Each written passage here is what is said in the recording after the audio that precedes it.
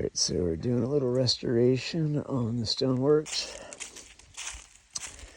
and just kind of showing a different perspective. This is getting all overgrown. And it still needs to get cleaned up some. You can see some of the old barbed wire from the colonial, well, post-colonial days. That was more in the 50s. And ultimately, when you look at this stone wall and see the directionality of it, it pretty much runs north-south. Now, there's some variation to it. It's just a small degree, less than 5 degrees actually.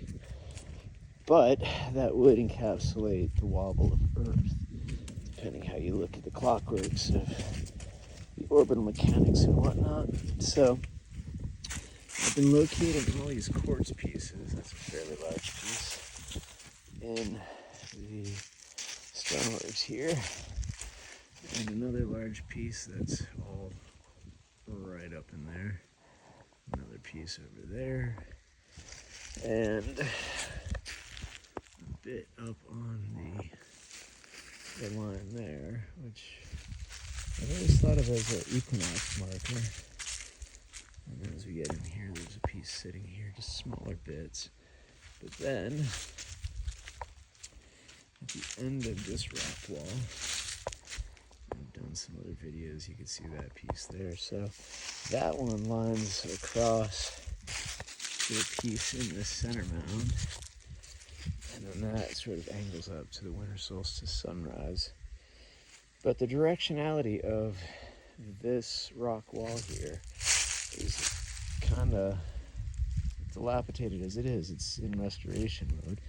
But if you look at the corridor that it represents, and then you kind of look at it here, I've always looked at it from a surveyor's perspective, so that if you go to the southern mound and you orient across this wall, there's large stones, kind of like this size, that appear in sort of declinated or standard deviations that would suggest degrees, potentially. So if you're looking at 360 degrees, the distance between the larger stones, like for instance on this side here, there's this unit here that stands east of the rock wall, and then there's another unit or piece over here that's rather large, that's on the east of the wall.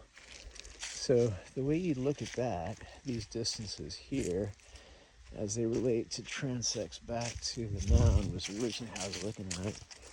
But now I'm seeing the north-south orientation of the wall itself as kind of the piece that right now, as I'm opening this section up, I'm starting to realize just how much that is north-south, with the declination of 5 degrees pretty much hitting right between that center point of the two stones that we were just at. So from that point to the quartz down on this side, you get north-south exactly. And so it's not really this colonial wall that's following the road. It has more orientation along these big, thick chunks. And I don't know if this one has moved from the driveway area when this is being quarried, or the house site was being built. But I'm assuming a lot of this has stayed the way it has been for quite some time, because my machine of 76 horses can't move that piece at all. And then this piece here is pretty much that large unit.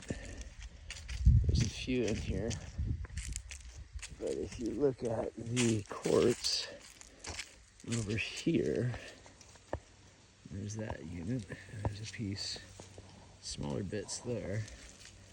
But then as I've opened up this section, there's this quartz here, and that basically holds across the line to the southern mound over here where we have bits, but I haven't found, basically I found pieces half that size up in here. So I still predict we're gonna find a larger bit of quartz sitting under here somewhere. There's another bit there.